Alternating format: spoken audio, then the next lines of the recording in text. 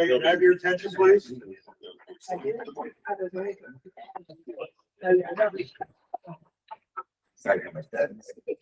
quite a while, we've had a committee that's been meeting on the occupancy tax as well as enforcement and tracking of occupancy. And we've been working with a company called Granicus.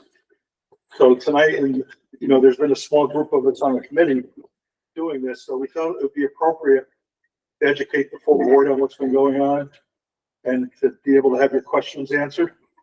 And we've been working with an individual called Samantha White from Granicus, who's going to answer all your educate you all. So Samantha. Thank you. Hi, it's so great to see all of you. It's been years that this has been in the making, and I've been working with the people at Columbia County. Can you hear me? I don't think they're working. I feel like I don't hear that. Okay, I'll just let my voice, I'll try and enunciate and try and project. Can everybody hear me? Testing, 1, 2, 3. There we go. Okay, everybody can hear me. That's better. Perfect. So as I said, my name is Samantha White. I'm the account executive for Granicus Host Compliance. I've been working with Columbia County for 5 years now. And so it's great to see this occupancy tax come to fruition. I've been in short-term rental compliance for 5 years, and I've actually worked in short-term rentals and had a short-term rental for 10 years. So I have a huge amount of experience in this marketplace overall. So yeah, really just to answer all of your questions, take you through what we can offer to both the county as well as the municipality. So some of the things that we do know about the short-term rental market is that without having some sort of system in place, less than 10% of owners voluntarily register, pay out their fees, pay out their taxes. I was speaking to Donald earlier on, and he had said, it is a testament to some of the things that he's seen as well. And the reasons are varied. A lot of the times people actually don't know that there's these short-term rental regulations that have been enacted. And so those are some of the hurdles. And obviously there are some people who just decide they don't want to follow the rules. But having a systematic approach to drive through to compliance is one of the things that we really advocate for. The other thing that we do know is that there's about 20 to 30% year-on-year growth in terms of the number of short-term rentals that are out there. In terms of Columbia County particularly, you guys really do sit within that realm in the short-term rentals that we see in the county across the board. So I'm going to jump right into the meat and potatoes so we can get to questions, make sure everybody understands the analysis and data. So this is analysis we did back in February, so it was outside of your peak period. And what we actually identified is that there's about 1,518 short-term rental units, which represents 1,795 unique rental units. The difference between a unique rental unit and a listing number is the rental units are the actual physical properties. So 123 Main Street. Each one of those physical properties has the ability to list on more than one site, and that's the reason why that listings number is higher. So the other thing I'm going to point out here is just looking at the map overall. So you can see that the map is really colorful, right? So you can see purple, you can see red. So red is Airbnb, purple is Expedia owned. So usually you're looking at VRBO, and then you can see Priceline owned, TripAdvisor owned as well. So the big thing there is just the fact that there's a lot of different platforms that are actually active within this marketplace and within Columbia County overall.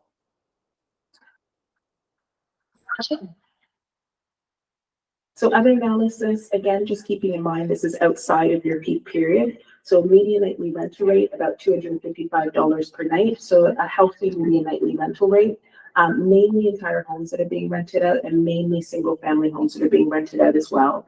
So those are the easiest to identify and the easiest to drive through to compliance as well.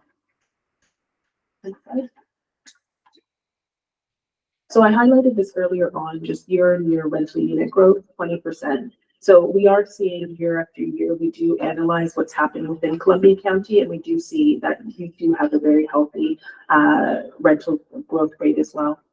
So I'm going to stop there before we sort of crack on. That is sort of the top line of the analysis. Do you have any questions about what you're seeing at the moment before I launch into sort of what the data and what we can do? Do you have any estimate on peak versus non-peak seasons? How many units more?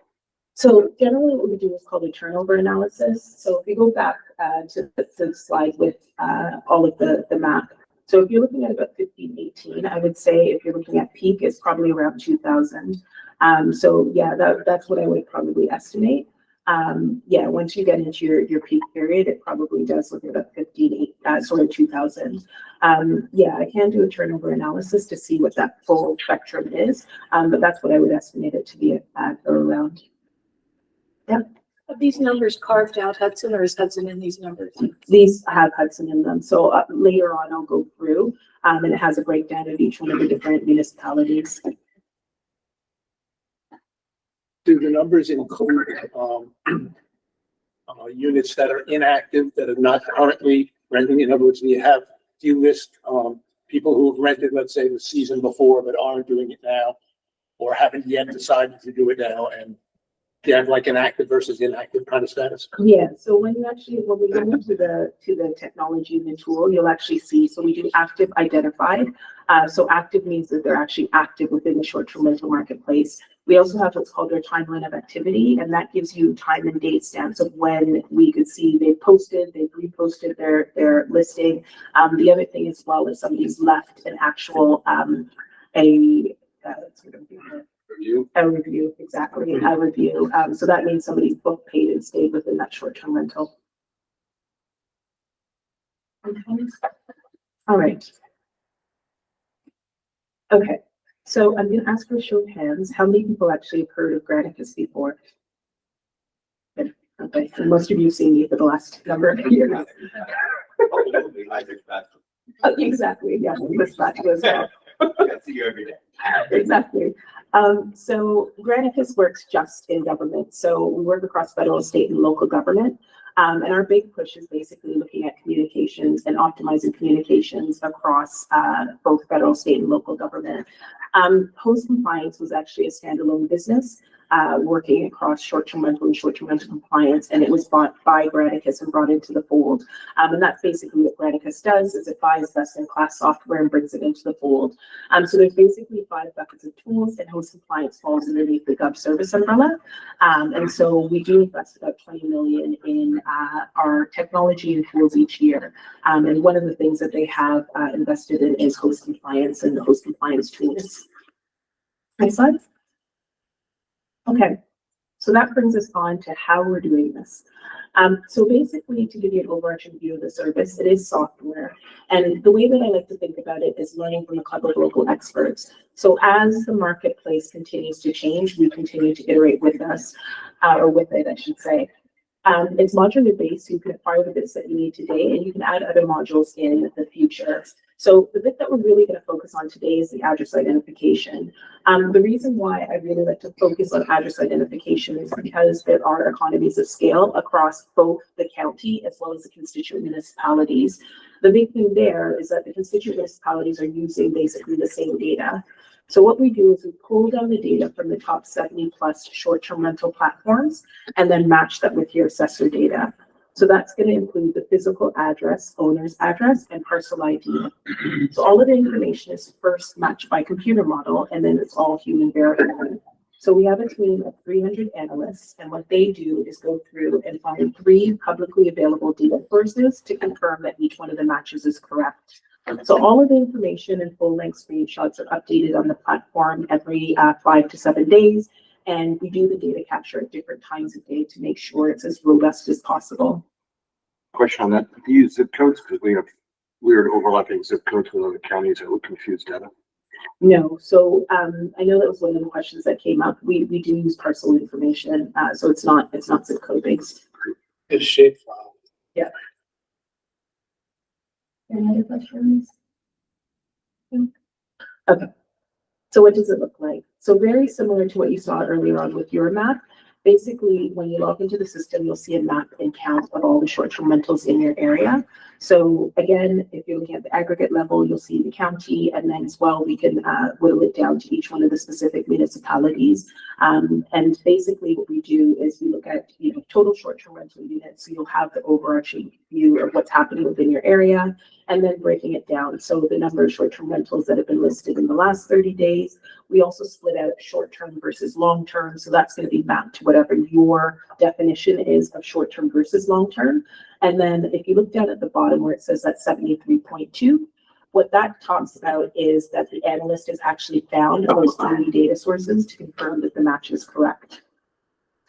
Other information, things like number of bedrooms, bedroom count, if you're looking at things like occupancy and over occupancy, that information is again mapped to the parcel data that's there, and just making sure that there is alignment with the number of bedrooms that's been advertised versus the number of bedrooms that actually is supposed to be listed in the unit.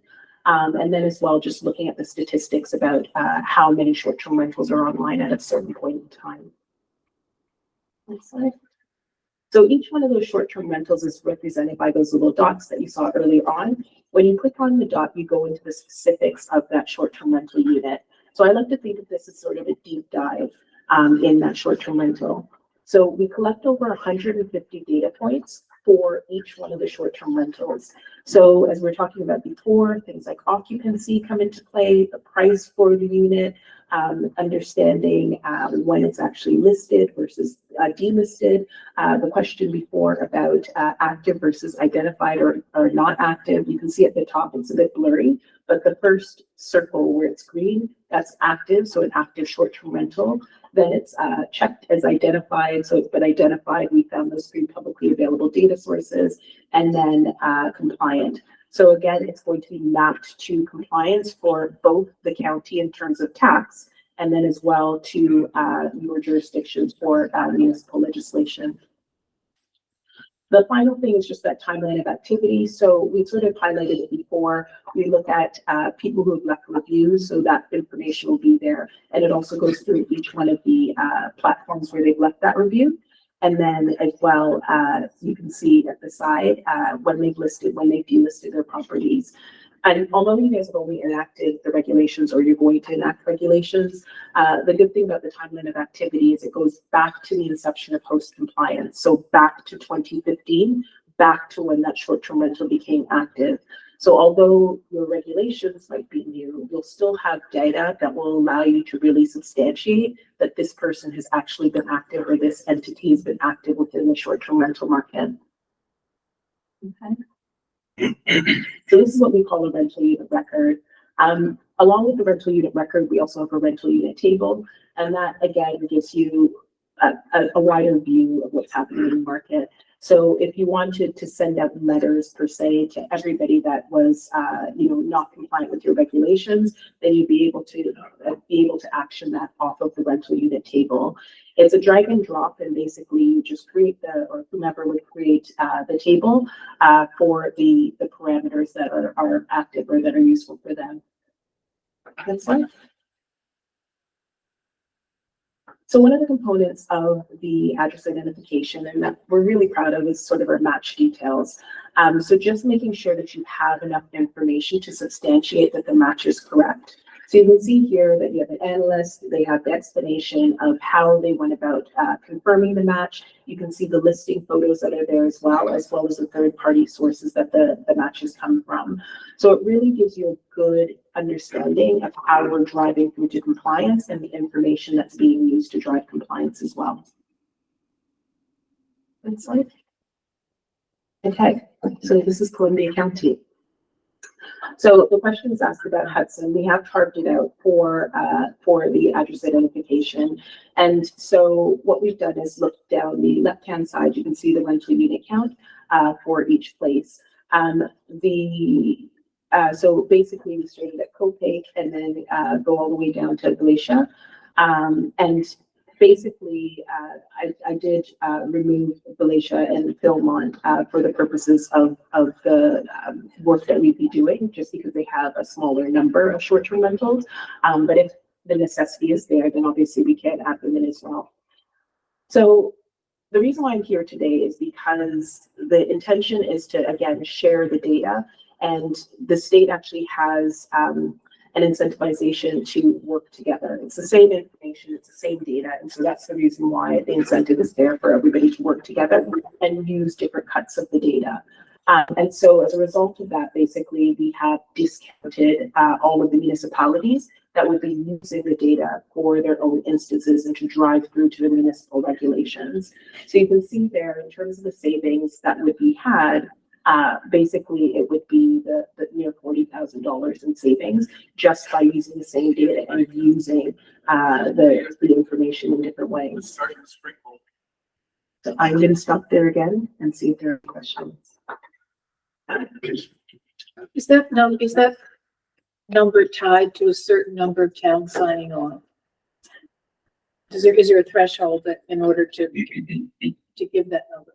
So I suppose it depends on how this is structured. So my understanding is that we're looking at doing the county plus the constituent municipalities to sort of one deal, and then basically each one of the constituent municipalities have like a payback to the county.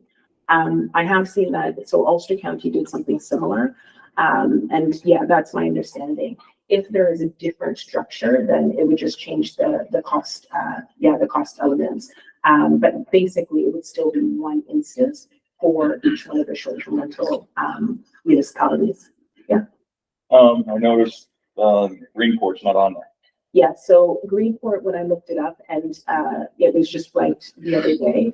I think it actually fell in Hudson because Okay. it was close to Hudson. Okay. So I believe it was around. Okay, that's why I wasn't sure if it was covered in Hudson or. Yeah, I think it is. And so we did look at it. It'd still be the Thinking same. about you. As the codes don't work. Well, yeah, we know the code don't work, but So that can be separated out. Yeah, it can be. It actually looked up the number of short-term rentals. It was around 70, if I remember correctly. So it would still fall under the same pricing, but yeah, we do have the shapefile for Greenport. I think it did fall into Hudson. And that's why you can see at the bottom, if you count it all up, there is a bit of a discrepancy in terms of the numbers. And I think that that's the reason why is some of the other municipalities that have sort of fallen out, or they've been amalgamated with those municipalities. Oh, sorry. So can you summarize briefly the difference between, so the county goes with Granicus and the towns are covered through that versus the towns that have their own contract with you and now get discounted rates? What is the added benefit? Like if a town currently doesn't have a contract with you and I say, oh, the county's got it covered, I'm good. What are the added benefits to the town also having a contract? Like what extra do the towns like Hills do you have contracted with them? Yeah. What extra would a town that's contracted with you that gets these discounted rates get in addition to what you're already providing via the county contract? So you get your own instance. So putting aside the county legislation around occupancy tax, most of the different municipalities are looking at creating regulations. So usually that's around safety and having permits and that sort of thing. And basically that's what strips out. So when you think about it, counties are really generally driving tax, right? Municipalities are driving safety and the goals of their specific areas. So our building department does that currently. You're saying you would do the fire inspections and the. No. So basically we're giving you the information to do the permitting. So depending on what your legislation says. So a lot of places with their legislation around short-term rentals, because there are so many short-term rentals, they tend not to do full fire inspections, full safety inspections. They usually reserve the right to do those inspections, right? So it's another set of services, but the first step is to identify where these short-term rentals are. That's the address identification. The next step that we go on to is the compliance tools. And that's where we drive things like letting people know this is where, like, that you guys have enacted new regulations, and that's our compliance monitoring. Then we have another service, which is our permitting. So we can help in terms of getting people to submit all of the information that's needed for permitting. We have a hotline service. So it's an administrative program that our building department can use to make those. Exactly. And if the town didn't contract with us independently, we can still get the listing of all our short-term rentals through the county because you're going to list all those for taxing purposes, that if we wanted to then on our own go and make sure they're all registered through our building department. You would have the instance anyway, so the way that it's working at the moment is you'll have the instance, which will still tell you where all of the short-term rentals are. You don't have to contract for the rest of the like the other compliance tool. And I think the reason why it's set up that way is so people understand what's happening within their area. And then if, you know, years down the road, you decide to enact regulations, you know that you're still going to get sort of a double discount. You have the discount because you're not paying for the address identification in its full amount. And then we have a sliding scale of discounting. So you'd have another discount to do the compliance tools if it was needed. Thank you. So do you help with enforcement in regards to, we get all this information from your building inspector, sends out some letters, and the individual does not comply. We have some rules and regulations that we enact in our town that says if you don't comply by this time, do we notify Granicus, and can Granicus go on to these websites and notify them? And then have the ability to pull them off those websites? So we don't pull anybody off the websites. Basically, it's going to go back to what your legislation says. So what we tend to see will happen is, one, you identify the short-term rentals. Two, you let them know that you have these regulations. If they're contravening the regulations, that's the compliance monitoring service. If they're contravening the regulations, you're flagging to them and sending out letters of notification that they need to rectify whatever the issues are. The thing is that you want to have a base of evidence to be able to say and substantiate that these people have contravened the regulations. And that's where the data comes in. So generally what will happen is most people will comply. Like, this is a business for them. And if you have like a fining structure that's strong enough, then the idea of being fined is generally enough. In the instance that it isn't enough, then you would be able to take the information and go to court. So we can do expert testimony. We have done it in the past. We've also done just printing off the information that's there, because it is time and date stamped to show that they have contravened the legislation. In the address identification as well, it does have time and date stamped when they were notified that they were contravening whichever regulation it is. So all of that information is still documented, and you would have that information to take them to court. So how are you doing compliance monitoring? So we send out letters on your behalf, on your letterhead. So if we actually move to the next slide, that actually shows you the compliance monitoring. So the first bit is the address identification. So we've identified all the addresses. The compliance monitoring, which is that little bubble on the left-hand side. If you click to the next slide. Basically what we do is, once we've done that match and you have the information for the actual owner, we're sending out letters on your behalf on your letterhead, letting people know that they have either contravened the regulations or letting them know that you have enacted new regulations. So the big thing here is just having that systematic approach to driving through to compliance. So it looks like it's coming from Austerlitz, but it's actually coming from Granicus. Tia, question, I have more questions. So basically, if this is going to be on the panel, go ahead and enforce that. If they don't comply, we're going to have to go ahead and take them to task, correct? You would have to take them to All right. court. So what happens if, let's say you're on Airbnb and there's a place that's not compliant and the town's in litigation with them, or they have several violations that are there. It's still going to be on Airbnb. Note, the average person out there is not going to know that they're going into a place that doesn't meet, say, the New York State requirements. Is there going to be any way that they're going to know that? Otherwise, they can just still rent it and they wouldn't know. Yes and no. So to step back, Granicus has over 500 customers, right? So this isn't something that's not tested, it is. And the fact of the matter is, these people are running businesses, and the big thing is going to be, do you have a fine that is strong enough that it means something? At the end of the day, it is going to be on the municipality. If you don't have a fining structure that's in place that actually drives people to compliance, absolutely not. So let's say we do have that, but meanwhile, until that, sometimes I've seen it in my town, and I'm sure everybody else has, where it could take a year to get, longer to get something reckoned with an issue, you know, with a violation, let's say. Okay?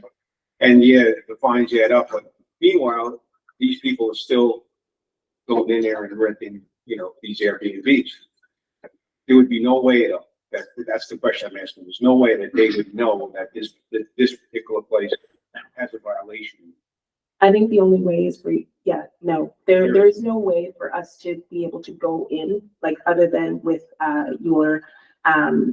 your compliance team or your building code team, to be able to say that they have a short-term rental that's not, registered. Generally, what we say is to have, either the short-term rental number, if there is a registration number, something like that, that's posted. But yeah, I mean, If it's not compliant, there's no way.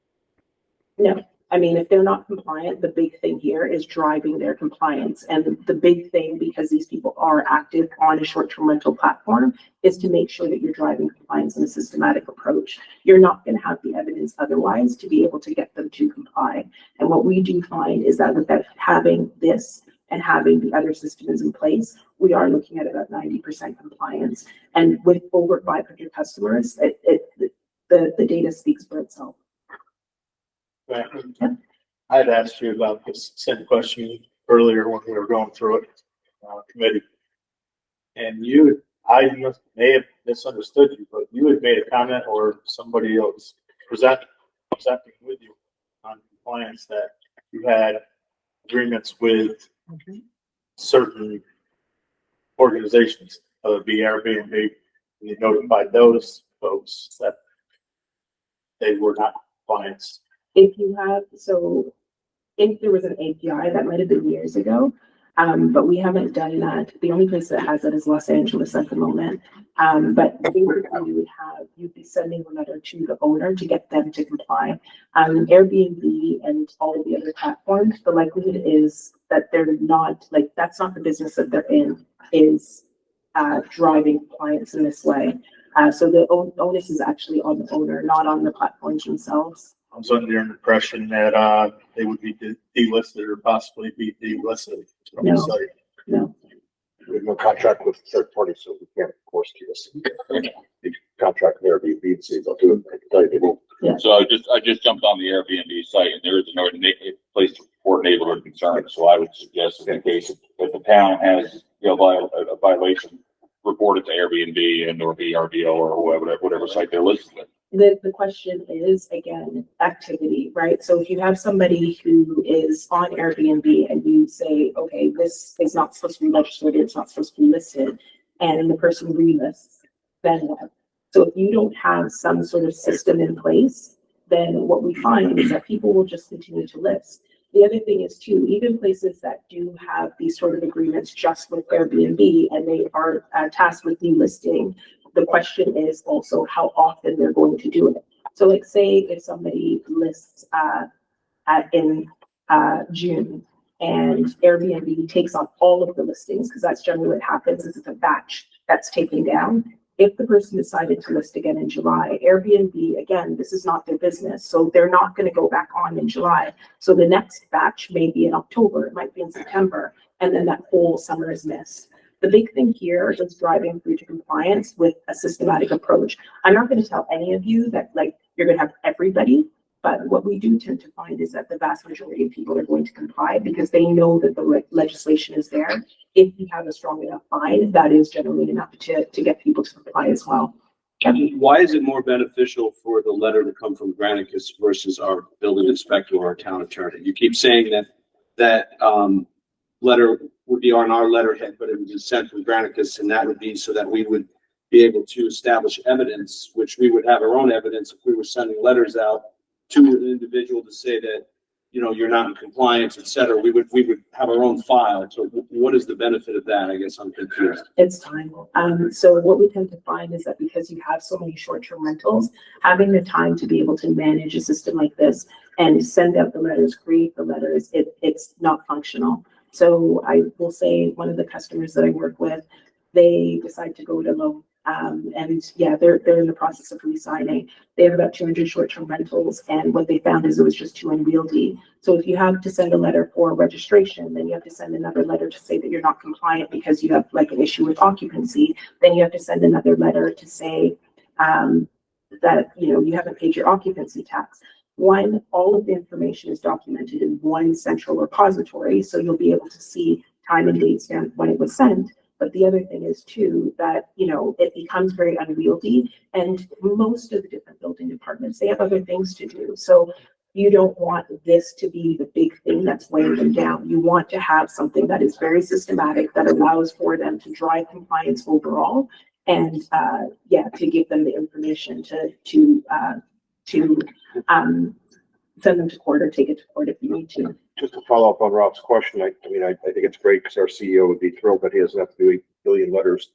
But what evidence does the system provide that they received the information? Because most of our court proceedings require proof of receipt or service of that letter. So some places do have the necessity to have something that's date stamped as to when it was received. You can add that service on depending on what the need is. But how are you delivering it digitally? No, it's actual physical letters. So it's first class now sent out. It would be, I don't know if it's first class, but it's mailed and sent out. So again, they can just say they never got the letter because they're in Peoria or somewhere. So it's actually going to where the person is. So it's not going to their short-term rental. It's going to their owner's address. So that's the thing that's different. So the address that's on their assessor, their assessor address. Right. Again, there's no proof that we send letters all the time to people say they don't get them. So that's why certified mail is always needed. And How frequently are the letters sent? as frequently as you want to. So basically what happens is you just press the button, and then the letter is sent on your behalf on your letterhead. So 30, 60, 90 days? If that's the cadence that you want, then you can set that up, yes. Can you request certified mail be sent? Yeah, as I said, there's an extra fee, but you Yeah, can do understand. certified That's letters. great. It would cost, whether we send her. You said one other question, I'm sorry, but I think it's my last one. Yeah, no. Compliance, you talked about most people, it's a business, they want to comply. Do you have data on that shows that what the compliance We do. percentages are? Yeah, so it would be down to the actual place. But I can definitely provide the information for it. And what I do is actually look at places in New York State that are similar to you, because I think that that's what speaks best. But we do have places that are 90% plus in terms of compliance. Do you have any information on how people enforce fines once they get fines? I think it depends on the place more than anything. So usually what I'll see is they'll have the information. And again, because it is tiny date stamps, you can print it off. Or if it's a place that just levies a fine based upon the number of letters, then if you say 2 letters and then afterwards you go on to fining, that's basically what some places will do as well. So they're doing a court proceeding, then are they going back to this on a fine letter, or are they sending? We don't send the fine letters. That would come through from your enforcement team or from the legal team.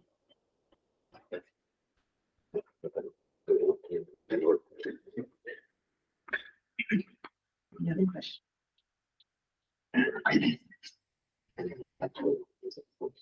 Okay, so I think this kind of leads quite nicely. So in terms of the letter send, basically there's no cap on the number of letters that are sent. There's no cap on the number of templates that you can use. And it really does come down to your areas and basically working with you in terms of the cadence and the tone. I will say New York, New Jersey, like I work across up to Maryland. And what I do tend to find is places like New York and New Jersey do tend to have like a stronger tone in their letters from the outset. Whereas if we get into the New England states, it does tend to be a lot softer. How many letters do you normally have to send out? Compliance, 2+. And that's done in how many days? So usually, as Councilman Brenda was saying, or Adams, basically it would usually be in 30 days. So you would send one set and then you would send a second letter.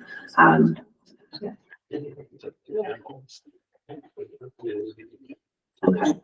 So we've gone over the we've jumped around a lot, but we've gone over the address identification. We've identified all the addresses, compliance monitoring. So we've sent out letters on your behalf, let people know what's happening. Also let them know if they're not compliant with the legislation, permitting and registration. So again, it allows for people to get permitted, get them registered. If you guys have a permitting and registration system that's available online, then you will have the ability to link your online system. The big thing that we do talk about is the fact that most of the people that are active within this marketplace are tech savvy. So you want to be able to enact and engage with them in a way that works for them. So just moving from a paper-based application to something online is something that we can help with as well. Tax collection, so we did speak about it before, just in terms of, occupancy tax. Some places do have a specific tax to to their municipality as well. I don't think that really falls in Columbia County, but we can do that as well. And then the last bit is a 24/7 hotline. So with the 24/7 hotline, basically what we're doing is giving a specific, again, central repository where people can report if there is an issue with a specific short-term rental. So I think you have to skip a few slides forward. There we go. So the big thing here again is your legislation. Do you have legislation that allows for you to enforce your regulations? So first you have a concerned neighbor, they can call through to the hotline.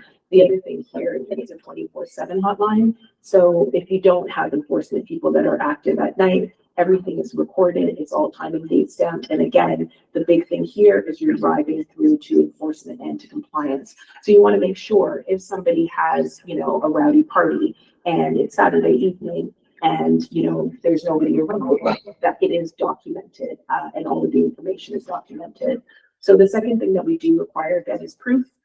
So again, just looking at that enforcement piece. So we do ask for pictures and videos of whatever the alleged complaint is. Everything again is time and date stamped and it is reported. The third thing is the resolution. So in all of the short-term rental regulations, we do say that best practice is to have a named emergency person. So the named emergency person should be there to resolve whatever the issue is. And again, what we're trying to do is take a lot of the burden off of the communities, off of the municipalities. So if the county goes with this system, this would be available to any municipality that has a regulation? Yep. Okay, thank you. I'm sorry, what do you mean by a contact person to deal with the problem? So a named emergency person, so say that we're the owner of the short-term rental, or a named emergency person if they have like a property manager. So generally in most of the short-term rental regulations, they are charged with being on site within 1 to 2 hours, but they're always local. So the one thing that you don't want is to have, somebody who owns a property in Columbia County, but they're in Manhattan and they won't be able to get here in the time frame. So as a part of the registration, best practice is to have a named emergency But person who would in the contact area. We would. So we as town supervisors would contact Granicus if there was an issue going on? No. Then you would contact them, or if somebody, I'm confused. No, they would get the hotline call. They'd get a. Oh, the hotline. So a neighbor would call the hotline, and you would have a number, and then you would contact the owner. And it's your legislation that would require that phone number to be registered. And do you have a sense of what the average registration fee is in our area? So what we generally say is 2 times the median nightly rental rate. So if we go back, it's about 253, so $500 to $750 the fee and annual registration. More than honest. So what I would say is that we would split it out for each one of the municipalities so that you have specific data for your specific area. But that's what we would generally use. And again, as I said, we're by far the biggest player in this market. That's not and the annual, is that the additional registration, not the annual fee? That's the annual registration fee. They have to rent it for 2 nights, you're saying? 2 nights. So how would we get all of that data? You would get us that data? Yeah, it's a part of the service. So just like it was up earlier on, basically I would split it out for each one of the municipalities and give you that data. So our building inspectors would have to go under Mr. Jones, it's $250 a night. So we're gonna charge him $500, but we're gonna charge this one. No, you have one registration fee like you do for anyone else. Yeah, Oh, we take an average. yeah, so that's what we give you is median nightly rental rate. These services are available even if the town doesn't contract with you. These services are available through the county's contract. No, so the only thing that's available through the county's contract is the address identification. Right. All of the And other the things. collection of sales tax. Yeah, so the collection of sales tax is going to be like county-wide or county legislation. This component are all add-ons, These are the things when I said, what would a town get? extra? Exactly. Those are these. but they're all discounted as well. If I could, the concept probably would be, that we would have the contract with Granicus, and then they would, they're breaking it out town by town. But then we would have an MOU with the town, similar to what we do with, MIS services or other services. So we would have the MOU with you, so that you would get the benefit of that, but you'd have to be in compliance. You're saying if the town wanted to opt into the extra services Yes, like this, you yes. should do it through the county's contract. But there would be a fee, obviously. Yes. There's an additional fee for the additional services, but again, they are like highly discounted. So the more services that you add, the greater the discount. It goes from 10%, 20%, 30%, depending on the additional services that are added. And that's on top of the address identification, which is highly discounted already. Yes, But we would be making our percentage of the 4%, so that could go towards paying your fee. and the registration. And, okay, all right. Yeah. Well, the county is gonna get 4%, and then the county's gonna decide if that's gonna go, which I would hope would be distributed the same way sales tax is distributed, but that hasn't been decided. I think, well, I would hope that, so the way I'm gonna list it, very small, it'd be based on the number of rentals. Because sales tax, even if I don't have a grocery store in the town, my residents are shopping in Chatham, so that's the sales tax. But this really is specific. If I have no Airbnbs in town, why should I get a share of your, I don't see that happening. Okay. I think that's gonna be That's the future discussion. County nightmare. We'll have some more discussion. The devil's in the details. Why did PJ just run out the door? Oh, there he is. Well, let me just address that right away. My only question this distribution is, how do we keep this on an equal basis? And the best way right now is like the sales tax method, because you could have 70 Airbnbs today, 72 tomorrow, and 56 a week from tomorrow. Who's gonna keep track of that? I'd have to have another. And just because she has 70 doesn't mean my 40 could bring in more income than her 70. Depending on how much they charge and what the rental and how often I rent. And your tax collection, you would just charge the county a percentage of the aggregate collection? No, so the tax collection is separate as well. So we've looked at address identification as like a first pass, right? So the big thing here is where are the short-term rentals? So if we go back a few slides, again, it is, sorry, just, yeah. Yeah, so if we look at it, so address identification is the mainstay, right? From there, again, it's the same for the county as it is for the constituent municipalities. We're looking at the goal of municipal, driving municipal regulations, county, tax collection. So for tax collection, again, it's split out. So compliance monitoring, sending those letters to people to let them know you need to pay your 4% tax. Say, I see that you paid it on Airbnb, but I see that you haven't paid it on VRBO, based around the information that we have, right? So just making sure that the information is correct and that we're driving the right amount of tax compliance because we have the data there, right? So that's going to be that compliance monitoring component. Tax collection, so we can set up an online tax component to collect the tax. And the addition to that is a rental activity monitoring, making sure people are paying the correct amount of tax. So there are different modules that would be added to the service, but the mainstay at the moment is the address identification. One, for like to know who should be paying that tax, and two, to drive through to municipal regulations. Last question. So the town chooses on your a la carte menu 10 options and the county only has 5. We would be able to pay the county for those 10 options through our There aren't 10 options. The only options you have are 3. So address identification is already off the table. Yeah, so just compliance monitoring, permitting, and 24/7 hotline, that's it. So there's only 3 extra. options. Is the county thinking of taking all 3 options so that if we join? That would be up for discussion at this point. I mean, I'm just asking a question. If the county only has 2 options and I want 4, I could do that.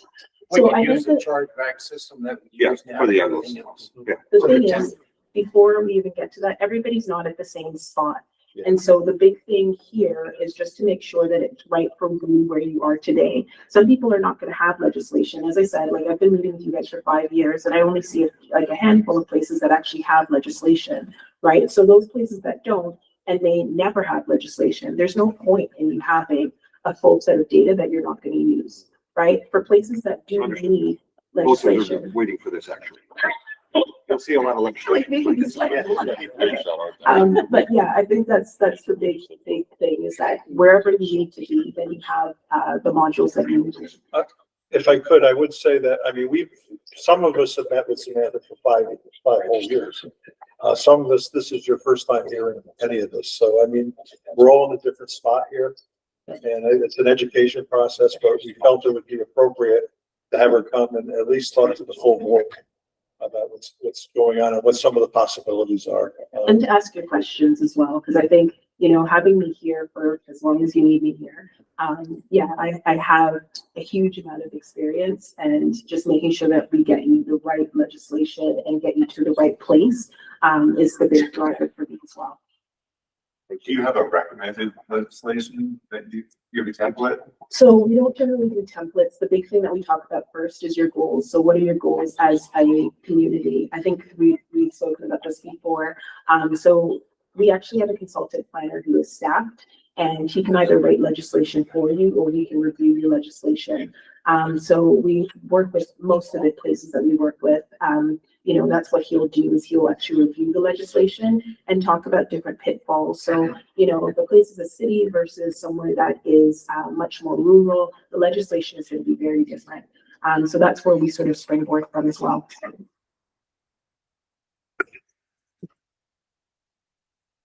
Thank you for your time. Thank you. Thank you. Thank you very much. Lots of information. Thank you. 5 years. Thank you.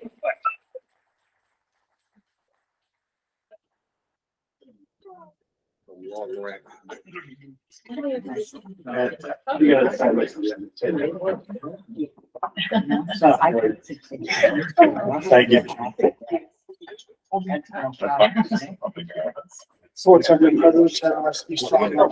last thing I will say, before I go, I will say, Kelly has my contact information. If anything does come up, you have any questions afterwards, feel free to write me, feel free to. If I don't know, somebody in the team will know. If you are going through creating legislation, I highly, highly recommend sending it to the consultant planner. This is what he does all day, every day. He's worked on legislation across all of the US. It is free for him to do the draft review. So I highly recommend it as well. Thank you very much.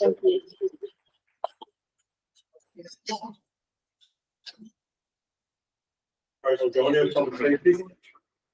Like to call special public safety to order, please.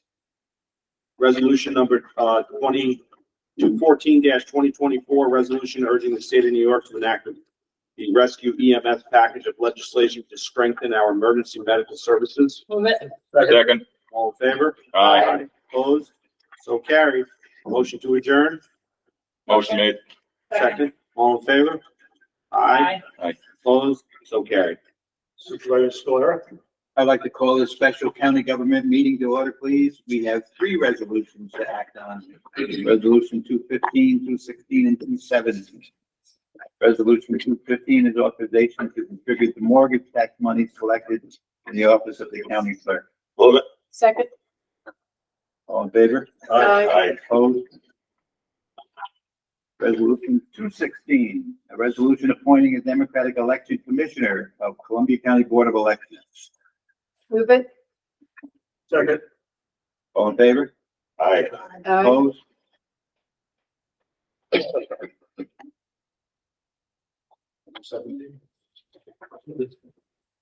Resolution 217, resolution adopting and issuing a home rule request message to the New York State Legislature with respect to the Assembly Bill A.100056 and the Senate Bill S.9253. Move it. Second. All in favor? Aye. Opposed? Carried. Motion to adjourn? Move it. Second. Second. I didn't hear it. Second. All in favor, say aye. Opposed? Okay, Supervisor Guzzi, Finance. Yes, I'd like to call the Special Finance Committee meeting to order. We have resolution number 214. Move it. Second. We have a motion and a second. All in favor? Aye. Opposed? Carries. Resolution number 2024. Move it. Second. Motion and second, all in favor? Aye. Opposed? Carried. Resolution number 2024. Move it. Second. Motion and second, all in favor? Aye. Opposed? Carried. And resolution number 2024. Move it. Second. Motion and second, all in favor? Aye. Opposed? Carried. Motion to adjourn? Opposed? Second. Motion and second, all in favor? Aye. Thank you. Next, I'd like to call the full board meeting to order. Please rise for a moment of silent prayer, followed by the salute to the flag. I pledge allegiance allegiance to the flag of the United States of America, and to the republic for which it stands, one nation, under God, indivisible, with liberty and justice for all.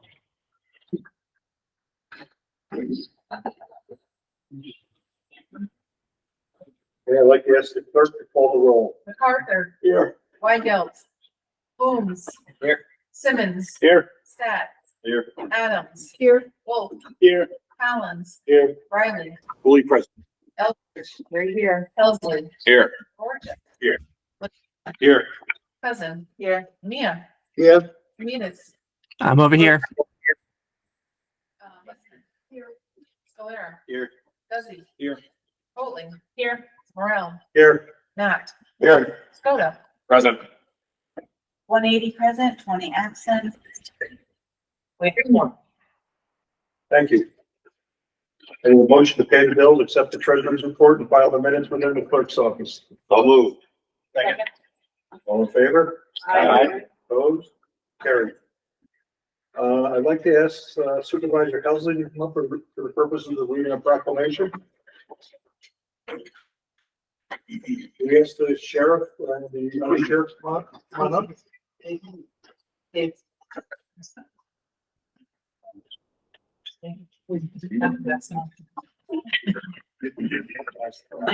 I'll read the one with the big picture. I'm sheriff.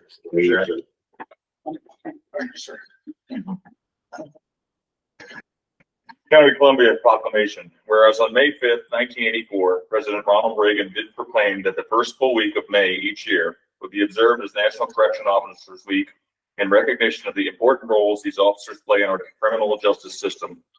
And whereas in the year 2024, correctional officers and other correctional employees continue to play that important role, but in an ever more stressful environment due to the too frequently shown lack of respect for authority, and especially for those engaged in criminal justice professions, which is sweeping our nation and the world.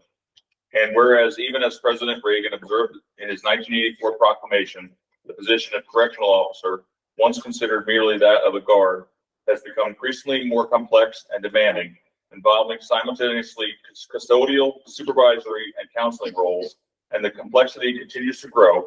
And whereas the Columbia County Board of Supervisors wishes to acknowledge the difficult job we ask of these officers and employees to perform, locked inside a facility for a large part of their day, where they must securely, safely, and humanely keep those committed to the jail, respecting the rights and dignity of all the inmates, including those who have been found guilty and those awaiting adjudication.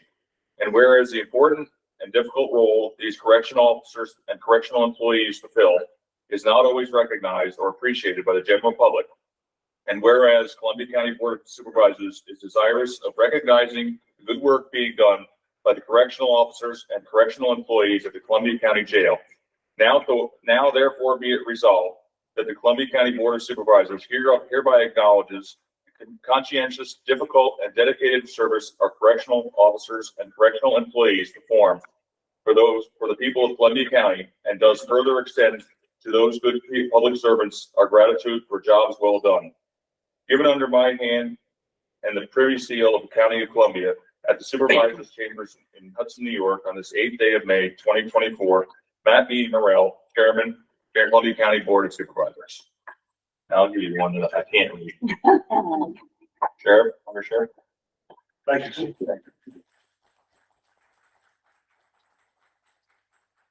Next, I'd like to have Supervisor Lagoni come up.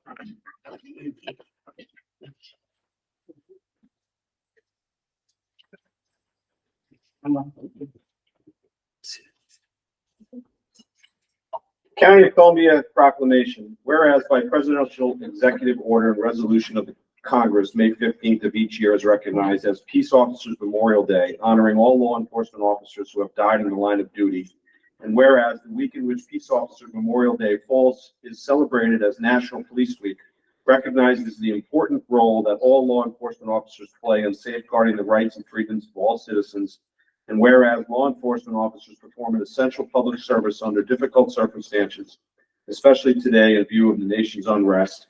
And whereas the vast majority of law enforcement officers are selfless public servants who accept as part of their profession being exposed to great danger in order to protect the life and property of others, with too often tragic results, as we have already witnessed this year.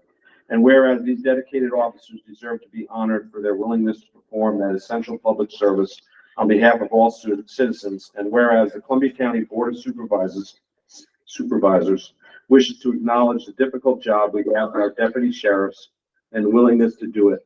And whereas the Columbia County Board of Supervisors is desirous of recognizing and honoring all those law enforcement officers who over the years have lost their lives in the line of duty.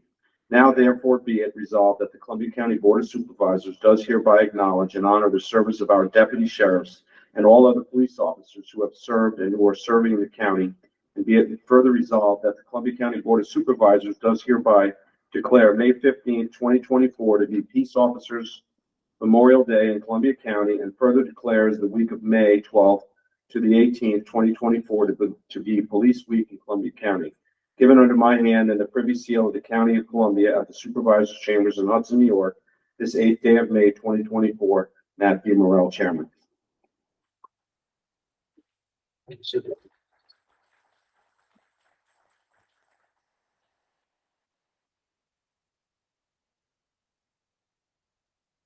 Thank you all. Thank you, Sheriff. Thank you, Under Sheriff.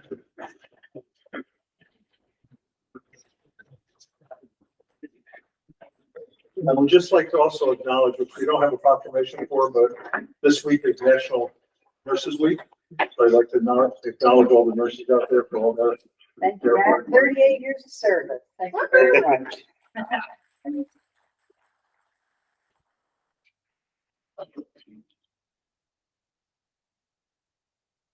And we ask the clerk read the resolutions. Resolution 185 of 2024 to 200 of 2024 by Supervisor Now. Mr. Chairman, I offer these resolutions for adoption.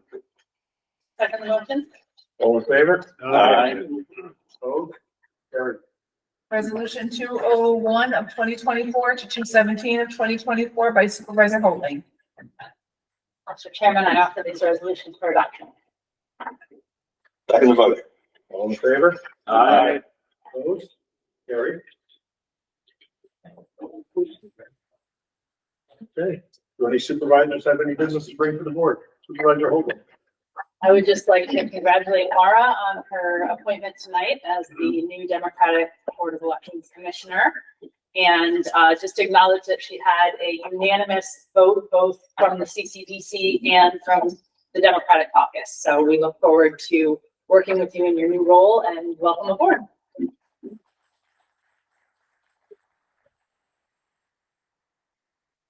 Any other supervisors? Okay.